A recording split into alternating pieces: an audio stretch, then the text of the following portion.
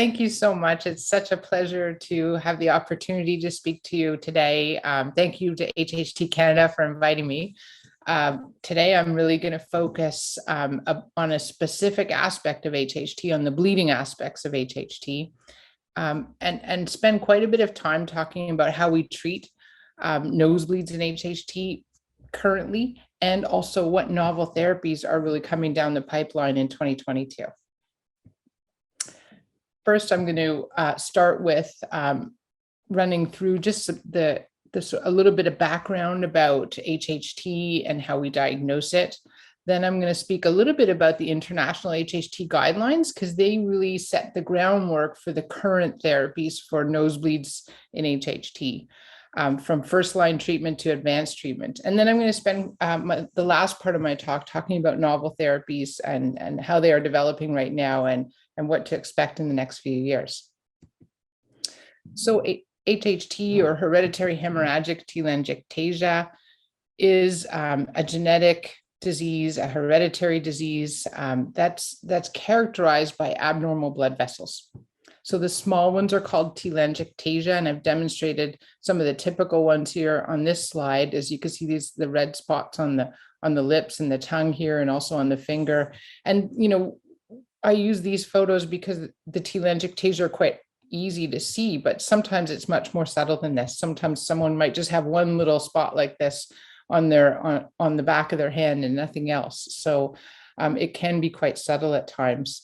And then the larger versions of the abnormal blood vessels are called arteriovenous malformations. And down here in the lower panel, I have an example of a pulmonary angiogram. It's a type of imaging done to look at AVMs, or arteriovenous malformations, in the lungs. And this person has several big lung AVMs that we're demonstrating by these sort of loopy type structures here. To the left of this on your screen, you've got an angiogram of the liver. And this shows some telangiectasia in the liver, as well as some small clumps of telangiectasia that we call vascular malformations, rather than the sort of big loopy type AVMs we see in the lungs. And then finally over here, this is a picture from a scope, from a GI scope, showing a telangiectasia in the digestive tract, in the gastrointestinal tract. And again, this is actually quite a magnified view, but these are small lesions like the ones on the finger and lips that we see in the stomach and bowels in some people with HHT. Almost no one with HHT would have all of these things. In fact, most people with HHT just have telangiectasia on the hands, like on the skin or on the mucosa, and nosebleeds. But there is a significant proportion of patients that can have AVMs in the organs, in the lungs, or the brain, or the liver, or the GI tract. There's a lot to talk about, of course, when we talk about HHT, given that it can affect different organs. But today I'm going to focus much more on the nosebleeds in HHT and how we're trying to move forward regarding therapy for these. So just before talking about nosebleeds and therapies, I just want to review how we diagnose HHT. So HHT is still based on, the diagnosis of HHT is still based on the clinical diagnosis. In other words, it's based on the symptoms and signs that we have of HHT. So these are called the Curacao criteria. And there are 4 criteria that we use to diagnose HHT clinically. One is the epistaxis, which is the medical word for nosebleeds, so recurrent spontaneous epistaxis. Second is having the telangiectasia, like I just showed you. And to count for this criterion in the clinical diagnosis, they have to be typical telangiectasia in typical locations and multiple. The third criteria is having AVMs in the organs. And the fourth criteria is having a family history of HHT, typically an affected first-degree relative. So if somebody has 3 of these 4 criteria, they're considered to have a definite clinical diagnosis of HHT. We also use genetics to diagnose HHT, but it's a secondary type of diagnosis. And let me explain what I mean. First of all, we do know that 80 to 90% of HHT families have a mutation or a change, a disease-causing change, in either the endoglin gene or the ACVRL1 gene. Those are the common HHT genes. Though each family will have their own typically have their own private mutation in one of those genes. There's also a small number of patients with HHT who have what's called a SMAD4 mutation. It's a third gene. And those people typically have an overlap with another disease. So they actually have both diseases. They have HHT and they have a disease called juvenile polyposis.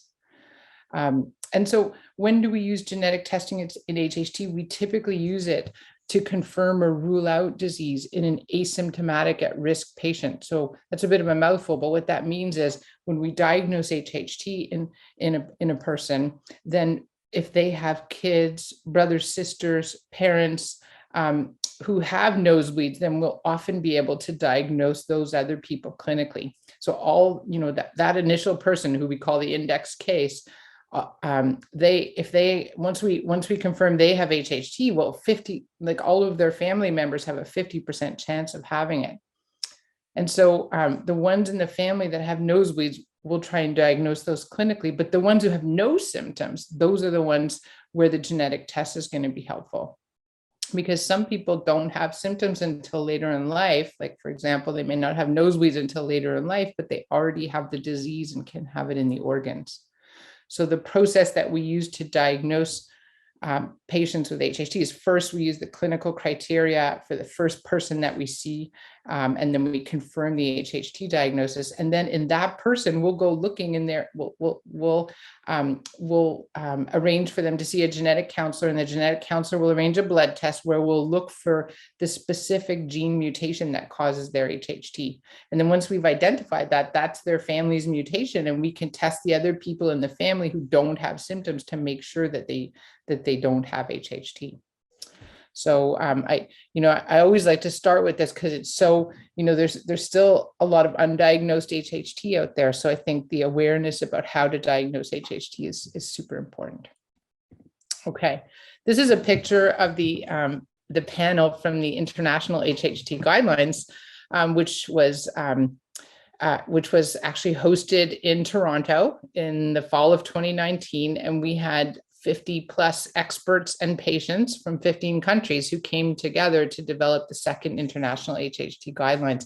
And down at the bottom here, I've put the website for this, and you can go to that hhtguidelines.org site and not only see the details of the process of the international guidelines process, but you can download the publication of the guidelines and also some sort of care checklists related to the guidelines. All of that is available there and free, and you can download all of that information. And I would really, recommend that people with HHT and people that look after people with HHT that they go and have a look at that, and that they do look at the guidelines and also the care checklists related to the guidelines. So now coming to the crux of our topic, we wanted to talk about bleeding in HHT. And the reason I'm talking mostly about nosebleeds in HHT is because this is a very common symptom in HHT. So 90 to 95% of adults will develop chronic nosebleeds. This is not to say that the GI or gastrointestinal bleeding in HHT is not important. It is, but today I'm going to focus on the nosebleeds in HHT. Much of what I'm going to tell you, though, in terms of especially when we get to the novel therapies, could easily apply to the GI bleeding in HHT as well as nosebleeds. So we can come back to that later. But the most common features of HHT are the telangiectasia I've shown you and the nosebleeds affecting 90 to 95% of adults. One of the first steps in looking after nosebleeds in HHT is really to figure out what factors might be triggering nosebleeds or aggravating them, and trying to remove those triggers and aggravators. We know that the cause of the nosebleeds in HHT is the telangiectasia in the lining of the nose and the mucosa of the nose. We know that that's why people with HHT bleed. But there's a big range of how severe people's bleeds are, comparing person to person, but also people over time. So sometimes patients will tell me, this last couple of years have been really good, and I don't know why, and or the last 6 months have been really bad, and I don't know why. And so there often are sort of triggers and aggravators that can make the nosebleeds worse. And so we work hard to identify those, to remove them. And then some of the other really important first steps of looking after the nose of someone with HHT is to also lubricate the nose to help protect the lining of the nose. so that the telangiectasia are less likely to bleed. And then sometimes we'll actually use, when we're putting a lubricant in the nose, we might actually add a medication to it. That's what we call a topical therapy. In other words, a treatment that we can apply directly to the lining of the nose. So those are kind of the very first things that we work on. And I just want to give you some examples of what I mean by triggers and aggravators. So the nose is really like, is sort of an open door, is an open door to our environment. So everything, all the air that we breathe, really typically should be filtered through the nose. I mean, sometimes there's from one person to another, there's a range of how much people mouth breathe versus nose breathes, but really the nose's role is to filter the air that we breathe, to warm it and to humidify it. And so because of that, when the nose is exposed to dry air or to irritants or allergens, those things can really injure and inflame the lining of the nose, that mucosa I was talking about where the telangiectasia are. And that can make the telangiectasia more prone to bleeding. Other things too, like trauma can, and other factors, and we'll talk about some of those in more detail too, can add to the injury and inflammation in the nose. And if you have an injured and inflamed lining of the nose, well, the telangiectasia are going to bleed more. So these are some really simple everyday things to think about. It almost sounds banal, but it really can make a difference for people if we can address some of those. There are also some medications and some supplements too. People sometimes don't think about supplements as maybe having negative or powerful health effects, but there are some that really can. There are supplements and medications that can thin the blood. Anticoagulate is the term, the term we use for the medications is, anticoagulants, but there are supplements that can have that same effect and cause the bleeding from the nose to actually last longer. So it makes the nosebleeds worse. There are also some foods that patients themselves identify and that we know there are some foods, particularly, let's say, for example, if you have a food that you take in high concentration, sometimes people might go on a certain kick where they're like, I think that what would really be good for me is to be on to eat raw garlic every day. And for example, and so raw garlic or concentrated garlic pills, which is something that people can buy off the shelf at a health food store, those actually thin the blood. Cooked garlic in food, there's no evidence that it thins the blood, but eating high concentrations or big amounts of raw garlic might, so there are certain foods and also certain ways we can consume certain foods that might cause the bleeding to last longer. Alcohol is another one that's there's some pretty good evidence that alcohol is an aggravator, at least in most of our patients, and sometimes a trigger too. And let me explain what I mean. So alcohol itself, like, when you drink alcohol and your face turns red, which I think happens to many people, that's because the blood vessels are opening up. And so when they're opening up on your face, making your face red, they're also opening up in the nose. And so a telangiectasia that might have previously bled and has a little scab on it or a clot on it, and then might open up and bleed again. So drinking alcohol can trigger bleeding or rebleeding from a telangiectasia in the nose. And then there's another thing about alcohol is that it also has what we call an antiplatelet effect. So it works like an anticoagulant as well. It thins the blood as well. And that doesn't necessarily trigger nosebleeds, but can make nosebleeds last longer. So just to give you some of the examples of these, of the types of things that I talk to my patients about when I first see them, or when I see them at their annual follow-up visit, I try to help identify what things like this might be aggravating their nosebleeds. So the first step, these first steps are very individualized, right? I mean, for some people, none of these things might apply, but I often find that there's something that we can tweak in people's lifestyle or home environment, et cetera, to help with their nosebleeds, at least as a first step.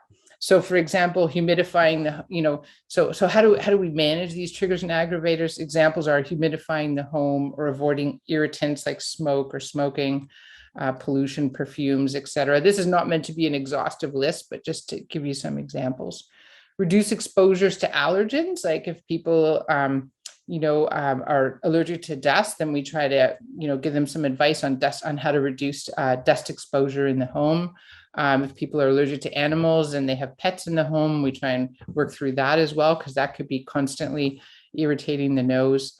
We also talk about reducing trauma to the nose. Like oftentimes people are very uncomfortable with the clots in their nose, so they manually remove them with their fingers or with a Q-tip, and that sometimes itself traumatizes the nose and kind of perpetuates the problem. So we try to talk about those things and see how we can address them. Other things too, sometimes when people bleed and it's really inconvenient, or they're very determined to carry on, understandably, they just stick a tissue in their nose and keep going. And that's a kind of packing. In other words, putting something in your nose to stop the bleeding. That's what we mean by packing.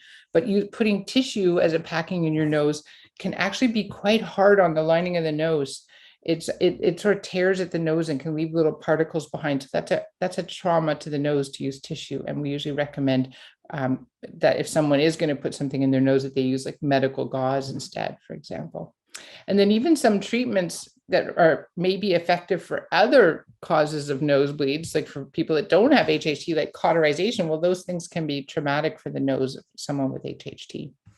And then, we'll try to reduce alcohol if we think that's a factor, try to help people identify foods that might be triggering their bleeding, and try to avoid supplements that might be thinning the blood.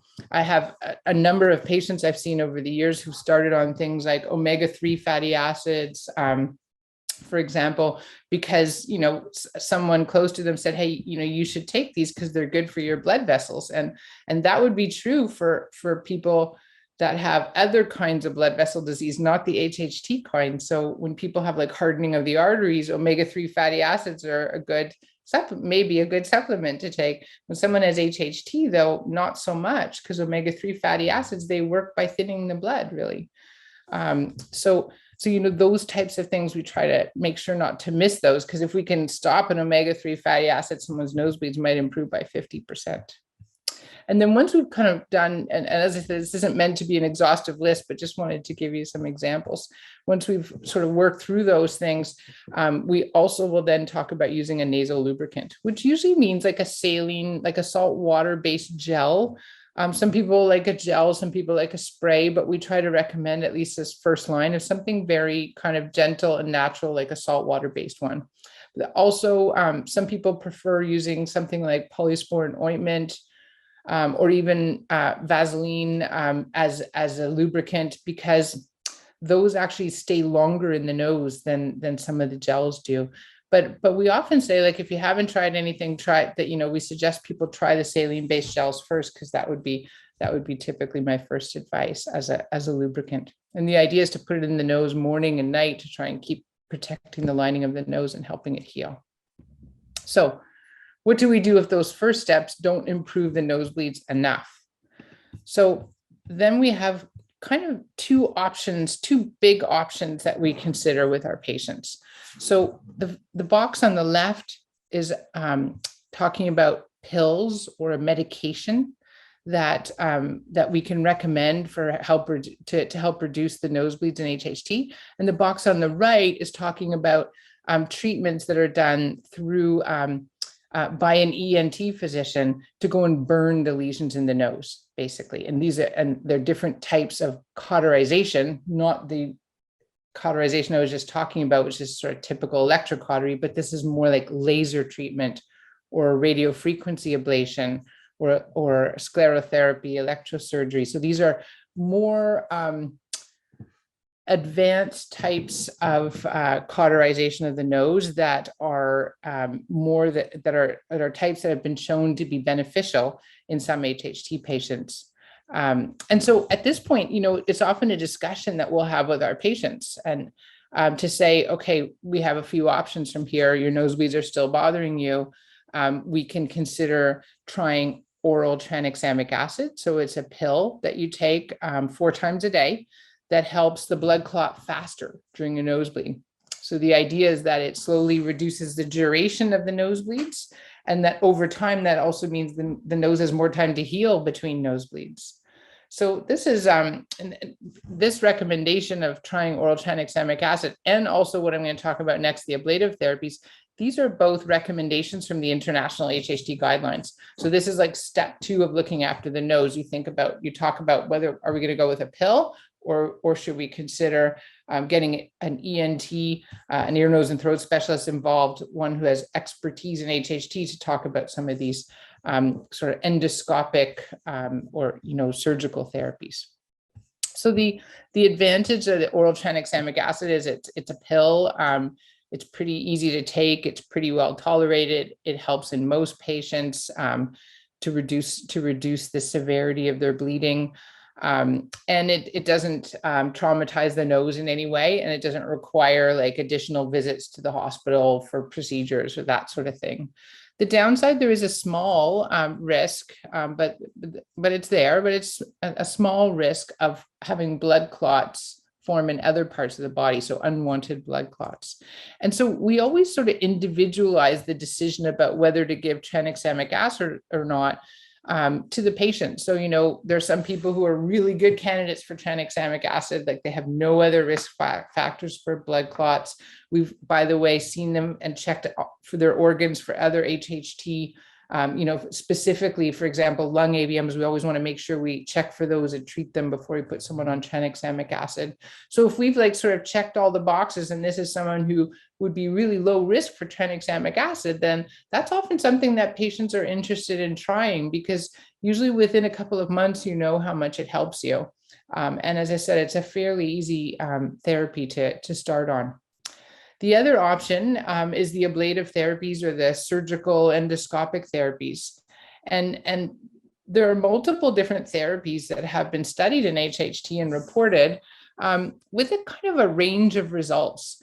So, sometimes we see that the results with these types of therapies are in part dependent on the expertise of the person who's applying the therapy. So in other words, if there's an ENT physician at an HHT center who's really skilled in laser treatment with ND-YAG laser, then you can see that ENT physician and talk to them and find out what their results are like, and you'll have a good sense of what to expect. What are the chances of the nosebleeds getting better, and what might be some of the possible complications of the surgery. And so I think that these treatments can have a variable level of effectiveness, the ablative therapies, but some patients have, some people do have a really good result with them, and would prefer to have one treatment, come in for a treatment, have a good result that might last them 6 months or a year or a few years, rather than having to take pills every day. So, we understand that the decision to treat with pills or to do an endoscopic therapy that decision should be made with the patient, and depends on what their preferences are, and also what other factors there are in their health. So these things are kind of on the HHT guidelines put at the same level. So you can choose this or that, and maybe even you do one, and if you're not happy with it, do the other, or maybe even both together. So these are all options for kind of the second stage of treating nosebleeds in HHT. Now, what do we do if even after these approaches, sometimes there's a small percentage of people that are still really having a lot of difficulty with their nosebleeds? And so the next step, my slide. Oh, there we go.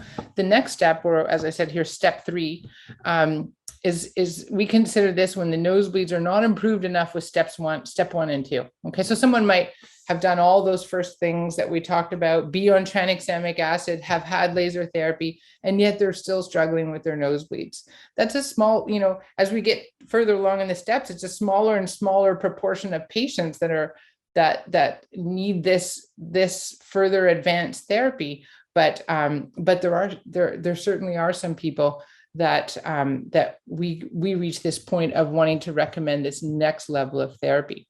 So if people aren't responding, still bleeding a lot, often having issues with anemia, iron deficiency from their nosebleeds, that's when we'll consider these advanced therapies.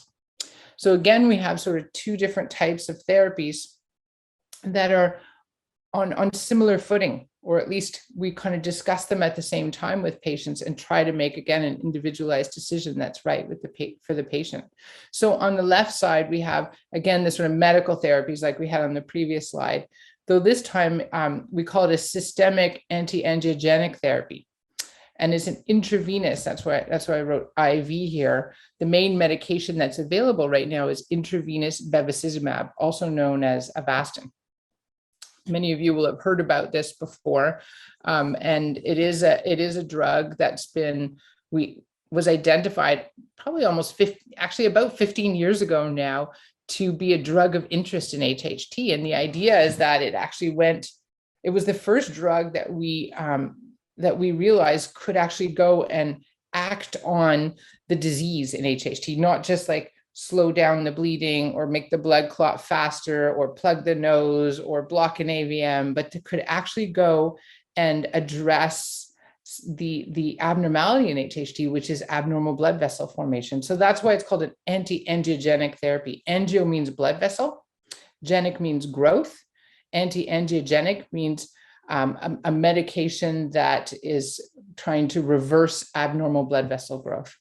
And so this drug that we have, bevacizumab or Avastin, has actually been, there's been a growing experience in it in the last 10 years. And we have pretty convincing evidence that about 50 to 75% of people with severe HHT bleeding will see a significant improvement on intravenous Avastin. So it doesn't help everybody, but it helps lots of people. And we think it does so probably by stabilizing the telangiectasias and that then they're less likely to bleed. And the downsides of being on the drug. So the upsides of being on the drug is that it does seem to be effective in quite a large proportions of patients and can lead like someone who's very, very sick with their HHT and has very bad bleeding with needing blood transfusions regularly. It can help someone like that. It can really help someone like that and to the point where they don't need blood transfusions anymore and they see an improvement in their quality of life with much less bleeding. So it's a very important drug out there for the advanced therapies for nosebleeds. The downsides of it is given intravenously, so it means coming to the hospital to get infusions regularly. And there's some risks with it, like with any therapy. And in this case, the risks with Avastin, some of the important ones to talk about again are some risks of blood clot formation elsewhere in the body. It can sometimes cause high blood pressure, and it does increase the risk of certain infections, even though that risk is low. So this is the kind of decision that it usually comes several steps down the road as we've discussed, but is one that's available for people with severe and ongoing and severe bleeding. And then on the other side of the slide here, we have the advanced surgical therapies, and these are surgical therapies that also have been shown to significantly reduce bleeding, but they're more aggressive than the types of surgical therapies we talked on the previous slide, which were, through the nose, burning something on the mucosa with laser, etc. These procedures are actually like the septodermoplasty is actually a relining of the nose, and the Young's procedure is a surgical closure of the nose. So they can be effective, but typically considered in cases where people really have very severe chronic bleeding that's really limiting their quality of life or causing them to be blood transfusion dependent, etc. Because the risks of this one are probably like if we talk about the Young's procedure, the nasal closure, it's the risks of the discomfort of having the nose closed, not being able to breathe through the nose, loss of sense of smell and taste. So these are pretty significant things to balance with the potential risks. So, let me emphasize one more time, the decision between these things and also to proceed with one of these therapies really should be an individualized decision made with doctors who have expertise in HHT and in these therapies. So that's, that pretty much sums up where we're at right now. But I want to spend just a few minutes talking to you about the next, what to expect in the next few years. And this, the landscape of HHT care research has really changed in the last few years. So when I started looking after HHT patients, there were no therapies to do clinical trials on. And now we have a number of clinical trials and a number of new therapies coming down the pipeline. So these are very exciting times. And I feel very optimistic about what we're going to be able to offer our HHT patients.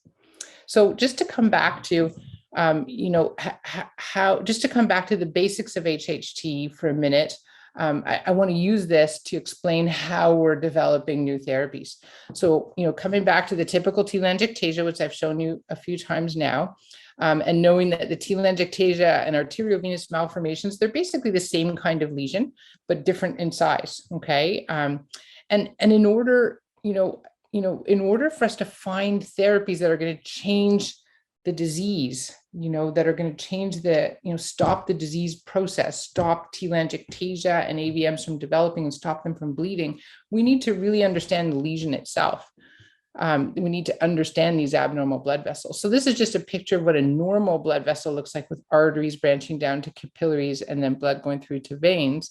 And this is an example of what an AVM looks like. So artery, and instead of having all these branches and capillaries, there's sort of a widened area that we call an aneurysm, and then the blood flows through there to the vein. So this whole thing is called the AVM, and it contains an aneurysm, but aneurysms are not on their own a typical lesion in HHT, just to be clear. So this is the typical AVM in HHT. Sometimes it looks like this too, where the arteries and veins are all curled up together, but still no capillaries in the middle.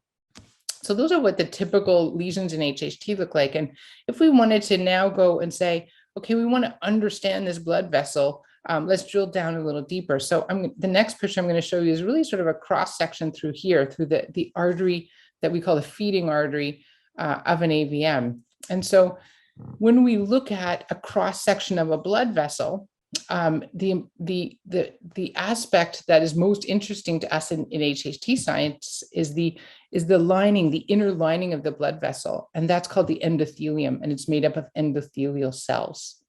So this is, looking through that blood vessel, we're interested in this coating here, and it's made up of endothelial cells. And when you look at this, and the abnormalities in HHT basically all occur and have their effect on blood vessel development, we believe mostly at the level of the endothelium in HHT. So if you look here now at this diagram and say, okay, this is the line of the endothelium, this is the inner lining of the blood vessel. Now, if we go over here to these diagrams that we show a lot in talks, but that are a little overwhelming even for those of us showing them. But to show you this, see this line here, this is that endothelial membrane.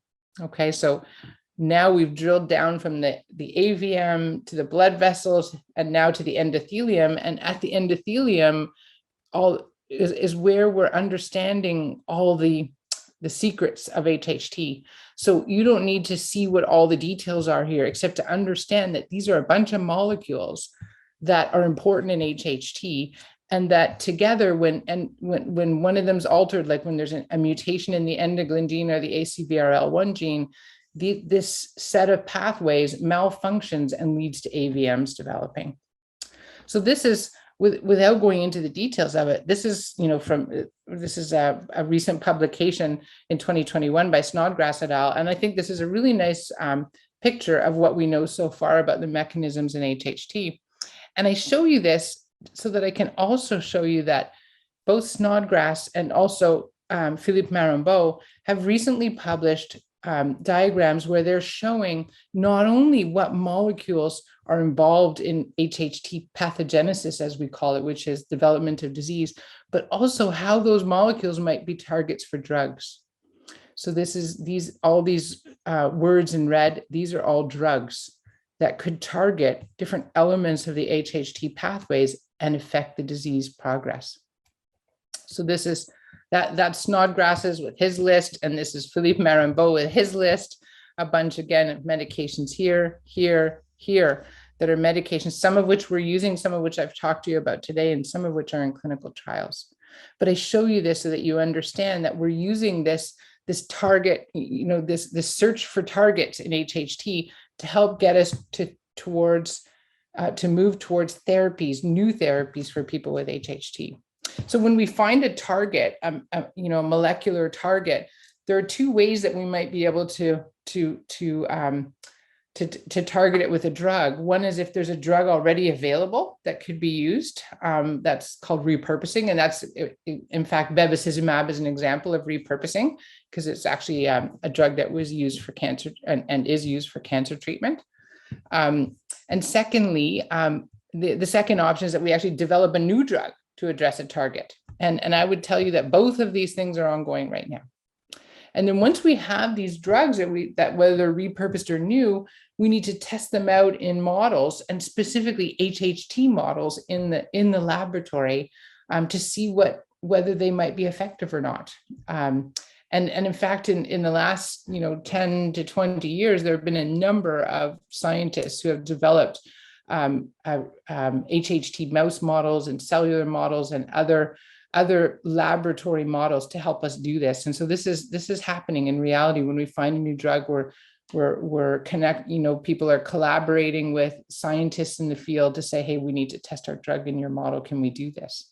And then once we know that we have a drug that's helpful in an HHT laboratory model, and we have, then we'll proceed to, and that we have some information about its safety, then we'll proceed to say, well, okay, now we need to test it in humans. And depending on whether it's a brand new drug or a repurposed drug, we'll either go through healthy people first and then people with HHT, or we'll be able to be moving towards trialing the drug in people with HHT if it's low enough risk and there's some plausible benefit. So this is how it should happen, and this is how it is happening. This is really the 2022 story. In fact, just before presenting this today, I went back and did an updated search in clinicaltrials.gov, which is a public database where we all have to register the clinical trials that we're doing, so that people can find that information and have access to it and join clinical trials as appropriate. So this is the list as of today of what clinical trials are ongoing right now in North America for HHT. So these are, without worrying about trying to see the details of these again, I just wanted you to know that in 2 seconds, I came up with a list of 10 clinical trials that are going on in HHT. And a lot of these are some of the drugs that I showed as drugs of interest on the mechanism diagrams I showed you. So there's a lot going on. So to summarize, we have International HHT Guidelines to help guide the first steps of HHT care and nosebleed care. And then also when and which medications, procedures, and surgeries to consider as more advanced therapies. But also we have ongoing research to make new and more effective therapies available to people with HHT. So I really feel that the future looks bright for people with HHT, that we are moving towards more effective therapies, and I wanted to share that with you today. Thank you very much, and thank you to HHT Canada for inviting me. I'm happy to answer any questions. Thank you so much, Dr. Faughnan, for a very informative talk. I'm sure the patient community is really going to enjoy this presentation. And if anyone has any questions, please unmute and ask. Hi, thank you so much for this amazing presentation. Many of us here, including myself, are in healthcare and medical school. And I was just wondering, for us as providers, is there anything we can do to increase awareness for HHT, or anything to help the community more than just knowing about it? Wow, that's a great question.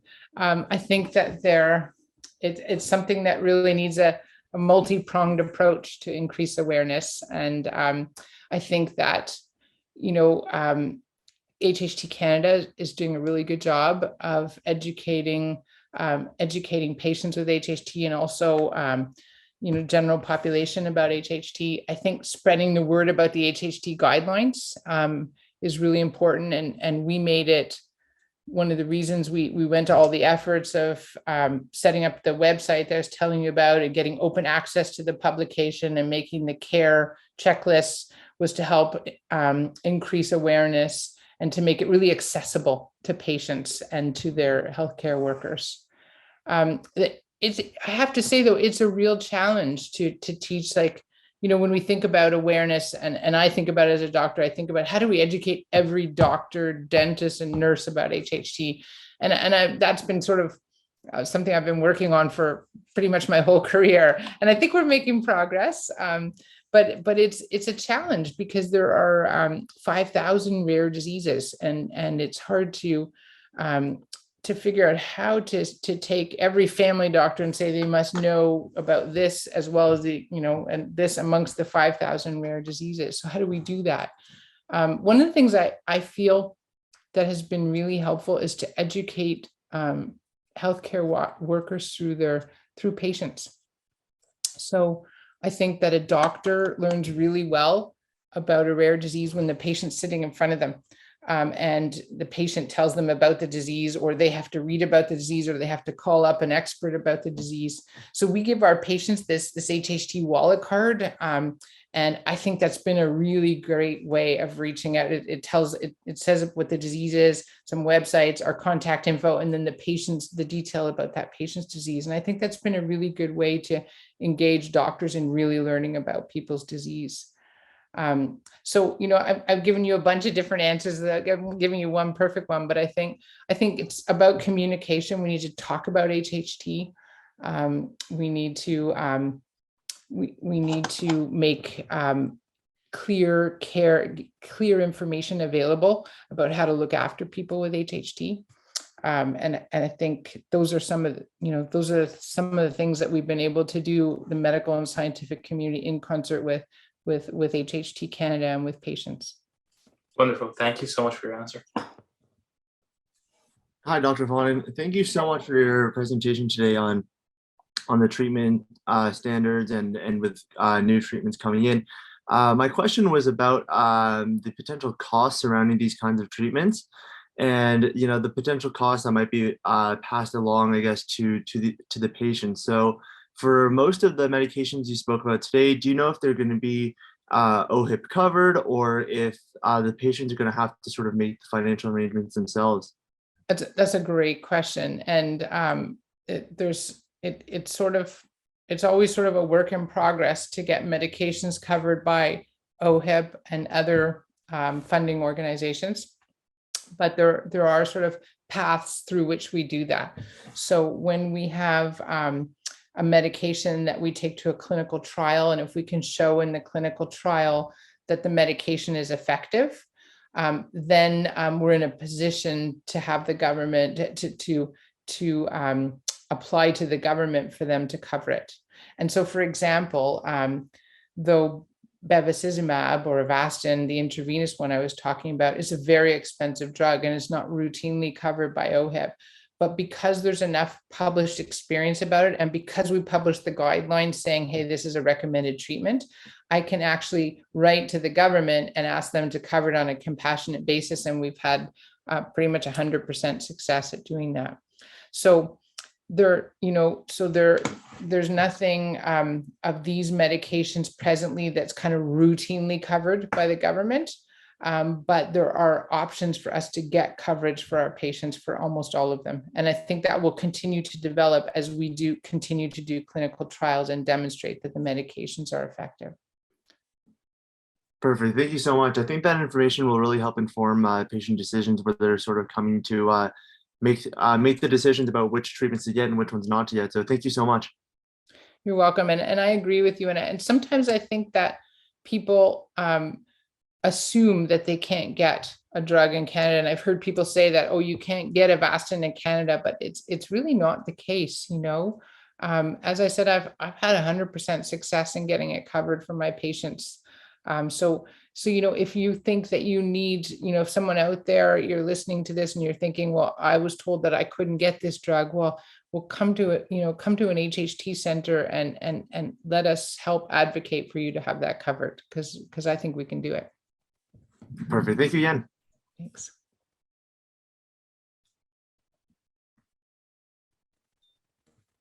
Hi, Dr. Faughnan. Just an amazing talk. I had a quick question on the topic of new therapies. So do you think there's any role of artificial intelligence in the development of those new therapies for treating HHT? For example, something that might identify a specific molecule that malfunctions in a pathway and identifying matching drugs to develop or something like that in the future?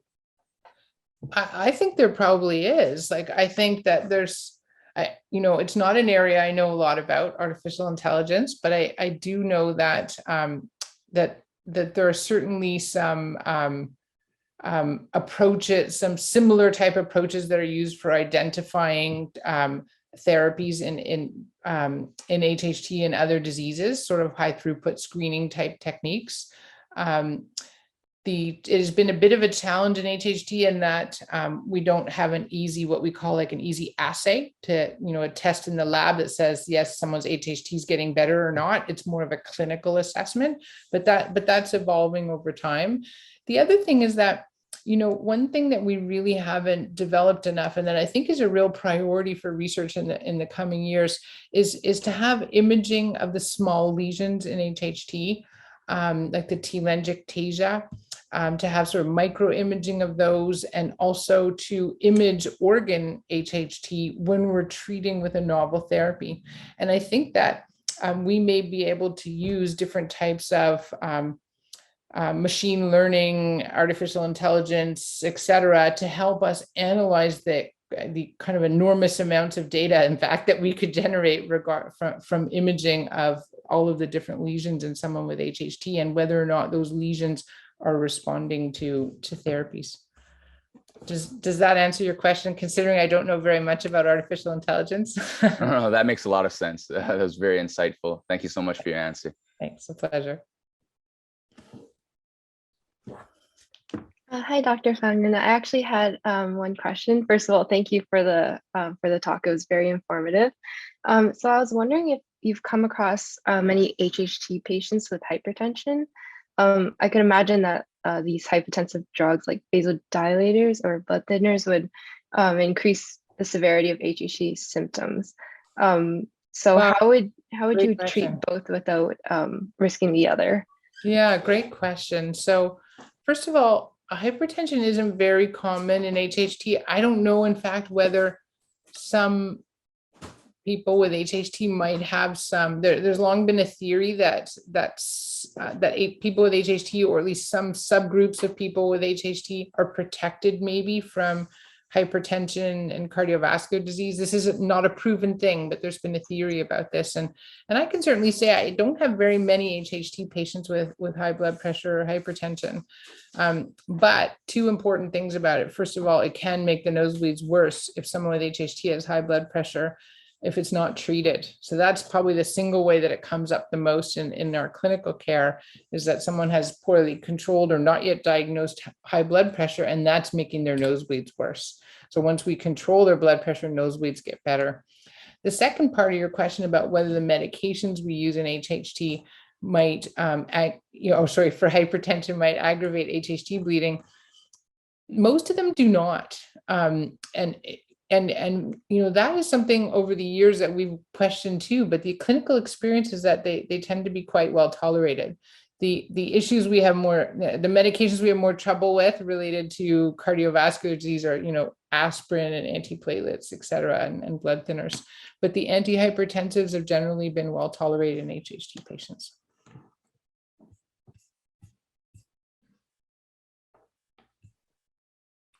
Do we have time for one more question, maybe?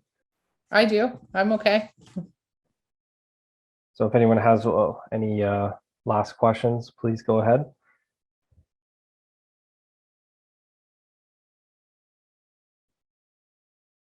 Nope. Okay, I have a question. Maybe not as complicating or exciting, but is there any evidence that spicy food can exacerbate nosebleeds or increase the duration of them?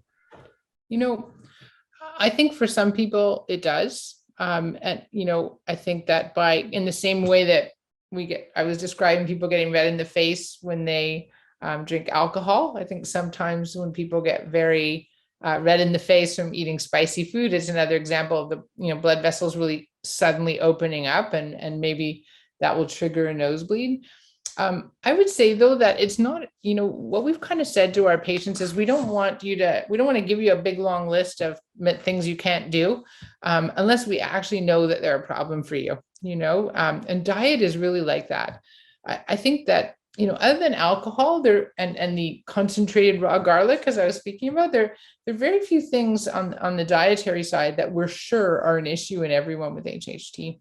So rather than saying that people, that there's evidence and people should stop eating spicy food, instead we'll say, hey, what you should do is pay attention to when you bleed and try and, sometimes we'll encourage people to keep a diary for a month or something of what they eat and how they bleed and what their bleeds are like in case they can detect an association. So it's something that we and our nutritionists can help patients with if they're interested in doing that. But we think if someone wants to kind of try and figure out what dietary triggers they might have, we think that's a good way of doing it rather than sort of a restrictive diet.